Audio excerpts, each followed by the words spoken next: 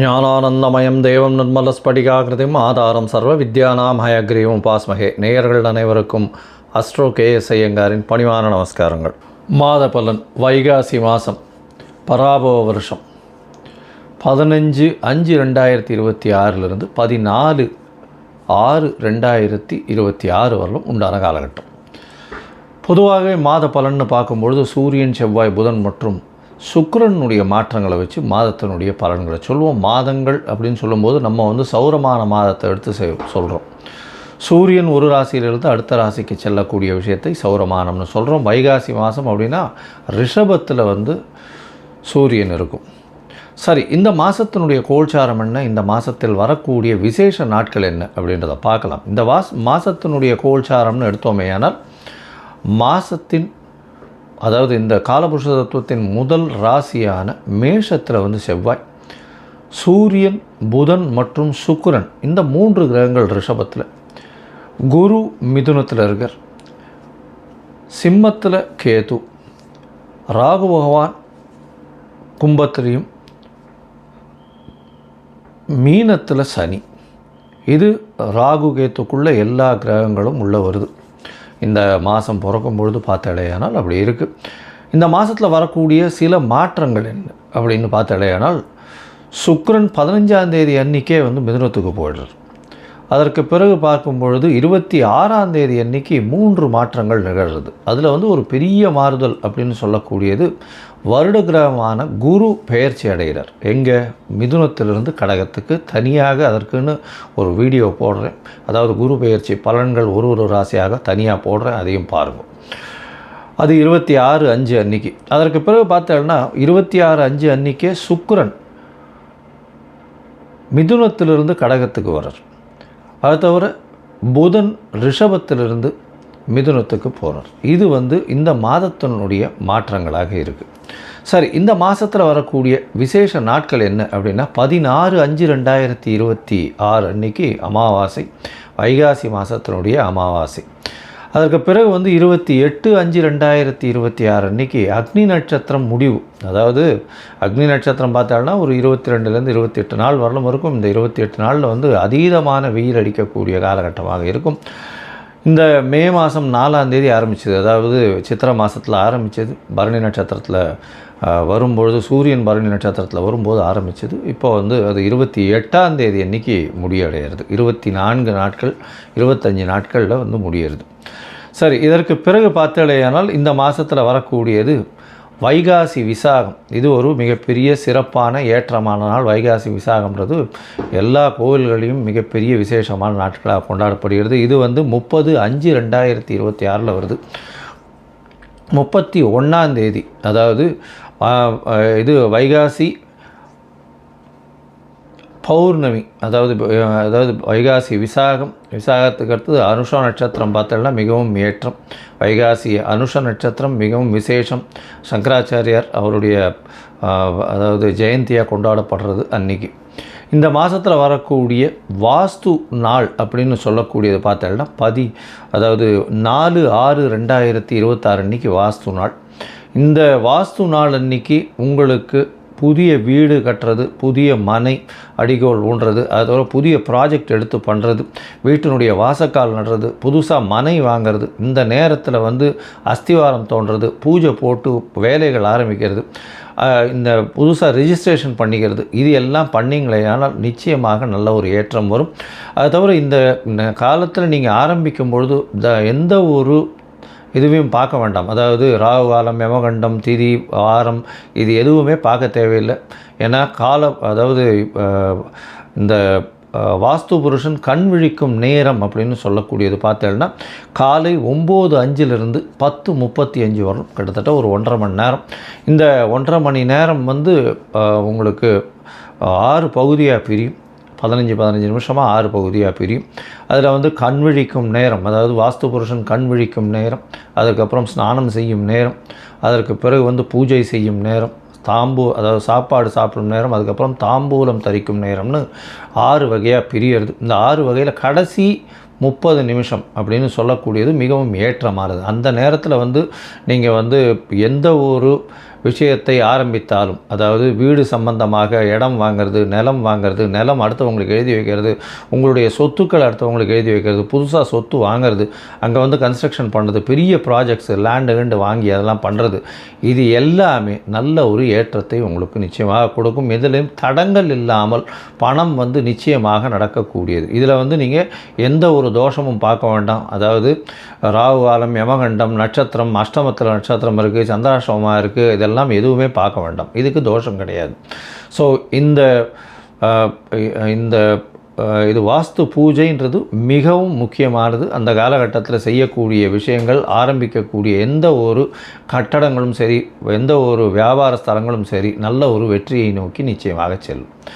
சரி, இந்த மாதம் வைகாசி மாதம் பராபவ வருஷம் என்னென்ன மாற்றங்கள் ஏற்றங்கள் ஒரு ராசிக்காக இருக்குது அப்படின்றத பார்க்கலாம். அதற்கு முன்னாடி என்னுடைய மொபைல் நம்பர் கீழே ஸ்க்ராலிங்கில் போகும். உங்களுக்கு அஸ்ட்ராலாஜிக்கல் கன்சல்டேஷன் தேவையாக இருந்ததுனால் உங்களுடைய date, time, place of birth, உங்களுடைய பெயர், தாய் தகப்பனார் பெயர், இதுவரையிலும் எனக்கு அனுப்பி வைங்க. உங்களுக்கு உண்டான பிரச்சனைகள் உங்களுடைய தசாபுக்தி அந்தரம் சூஷ்மம் வழியாக எந்த அளவுக்கு பாதிக்கப்பட்டிருக்கு, அதில் எந்த அளவுக்கு நிச்சயமாக மாற்றத்தை கொடுக்கலாம். அது தவிர வந்து உங்களுடைய இந்த காலத்தில் இருக்கக்கூடிய கோச்சாரம் எந்த அளவுக்கு ஏற்றத்தை கொடுக்கும், என்னென்ன எளிய பரிகாரங்கள் செய்யலாம் அப்படின்றத பற்றி உங்களுக்கு தெளிவாக உங்களுக்கு விளக்குறேன். நான் என்னுடைய கட்டணம் என்னன்னு சொல்கிறோம், அந்த கட்டணத்தை போட்டுட்டு உங்களுடைய அப்பாயின்மெண்ட்டை எடுத்துக்கோங்க. இப்போது மேஷம் முதல் மீனம் வரை ஒரு ராசியாக வைகாசி மாதம் பராபவ வருஷம் எப்படி இருக்குன்றதை பார்க்கலாம். மேஷம், அஸ்வினி, பரணி, கிருத்திகை இந்த 3 நட்சத்திரம் 9 பாதங்களை கொண்ட ராசி. மேஷ ராசியை பொறுத்தவரையிலும் பார்த்தோம்னா 7.5 சனி ஆரம்பிச்சுடுத்து. 12ஆம் இடத்துல சனி பகவான். அதனால் உங்களுக்கு பார்த்தலையானால் அலைச்சல் அதிகமாக இருக்கும், தூக்கமின்மை இருக்கும். சனி பகவானால் பிரச்சனைகள் இருந்து கொண்டே இருக்கும். ஆனாலும் உங்களுடைய ராசியில் செவ்வாய் இருக்கிறதுனால உடம்புல சூடு கொஞ்சம் அதிகமாக இருக்கும். உஷ்ணம் சம்பந்தமான பிரச்சனைகள் வரக்கூடிய வாய்ப்பு, வேகமாக செல்லக்கூடிய விஷயங்கள், எடுத்த காரியங்களில் நிச்சயமான வெற்றி கிடைக்கும். ஏன்னா ராசிநாதனே ராசியில் உட்காந்துருக்கார், அதுக்கு மேலே என்ன வேணும்? எந்த ஒரு விஷயத்திலும் வெற்றி கிடைக்கக்கூடிய வாய்ப்புகள் நிச்சயமாக உண்டு. இந்த மாதத்தில் பார்த்தோம்னா வைகாசி மாதம் 15/5/2026 14/6/2026 உண்டான நாட்களில் பொதுவாகவே மாத கிரகங்கள் அப்படின்னு சொல்லக்கூடிய சூரியன், செவ்வாய், புதன் மற்றும் சுக்கிரனுடைய மாற்றங்களை வச்சு பேசுவோம். இந்த மாதம் பார்த்தோம்னா உங்களுடைய ராசிக்கு 2ஆம் இடத்துல சூரியன், புதன் மற்றும் சுக்கிரன் 3 கிரகங்கள் இருக்குது. 3 கிரகங்களும் பார்த்தோன்னா சுக்கிரன் அன்றைக்கே மாறிவிடுறார். 15ஆம் தேதி அன்றைக்கே வந்து உங்களுடைய ராசிக்கு 3ஆம் இடத்துல குருவோடு சேர்ந்து போயிருக்கார். குரு சுக்கிரனும் சேர்ந்துருக்கார். பரிவர்த்தனை யோகம் 2, 3 பரிவர்த்தனை, குருவும் அதாவது சுக்கிரனும் புதனும் பரிவர்த்தனை யோகம் பெற்றிருக்கக்கூடிய காலகட்டம். இதனால் பார்த்தீங்கன்னால் குரு அதாவது சுக்கிரனும் புதனும் பரிவர்த்தனை யோகம்ன்றதுனால பேச்சில் இனிமை இருக்கும், தீர்க்கமான செயல் இருக்கும், நுட்பமான விஷயங்களை ஆராய்ந்து நிச்சயமாக வெற்றி பெறக்கூடிய வாய்ப்பு உண்டு. எழுத்து பணிகளில் இருக்கிறவங்களுக்கு நல்ல ஒரு ஏற்றம். மருத்துவ சம்பந்தமாக இருக்கக்கூடிய மருந்து சம்பந்தமான வியாபாரங்கள், மருத்துவர்கள், இவங்களுக்கெல்லாம் வந்து பெரிய ஏற்றம் கிடைக்கக்கூடிய காலகட்டமாக அமைய போகிறது.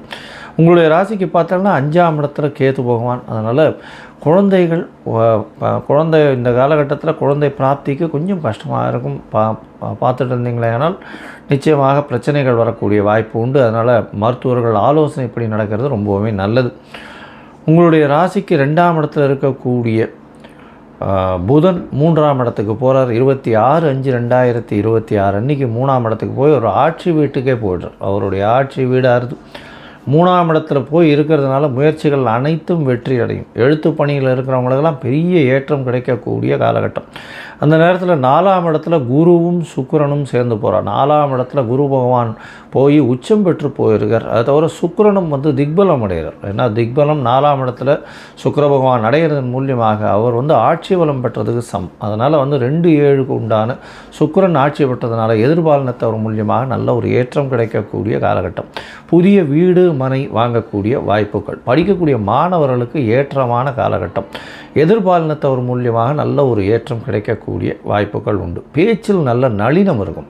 என்ன சார் இது 2ஆம் இடத்துல சூரியன் இருக்கார், பேச்சில் நளினம் இருக்கும்னா ஆட்சி பெற்ற சுக்கிரன் 4ஆம் இடத்துல உங்களுக்கு சுக்கிரன் இருக்கிறது திக்பலம் பெற்றிருக்கிறதுனால கண்டிப்பாக உங்களுக்கு நல்ல ஒரு ஏற்றம் இருக்கும். குடும்பத்தில் நல்ல மகிழ்ச்சிகரமான சம்பவங்கள் நடக்கக்கூடிய வாய்ப்புகள் இந்த காலகட்டத்தில் நிச்சயமாக இருக்குது. இந்த காலகட்டத்தில் பார்த்தீங்கன்னா உங்களுடைய ராசிக்கு சில நாட்கள் தவிர்க்க வேண்டியது உண்டு.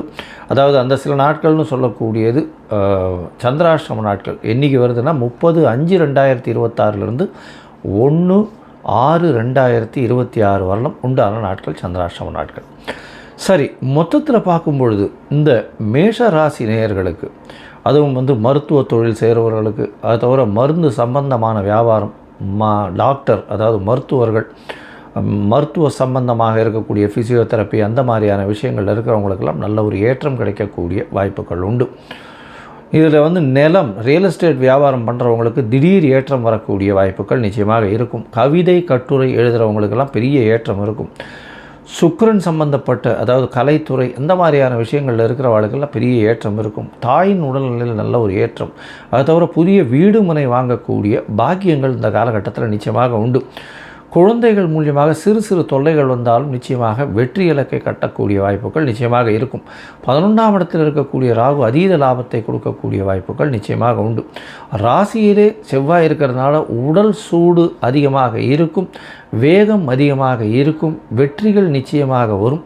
அது தவிர உஷ்ணத்தினால பிரச்சனைகள் வரக்கூடிய, உடலுக்கு பிரச்சனை வரக்கூடிய வாய்ப்புகள். ஏன்னா 8ஆம் அதிபதியும் உங்களுடைய ராசிநாதனே, அதனால் ராசியிலே இருக்கிறதுனால மறைவு இடங்களில் நிச்சயமாக உஷ்ணத்தின் பிரகாரம் பிரச்சனைகள் வரக்கூடிய வாய்ப்புகள் நிச்சயமாக உண்டு.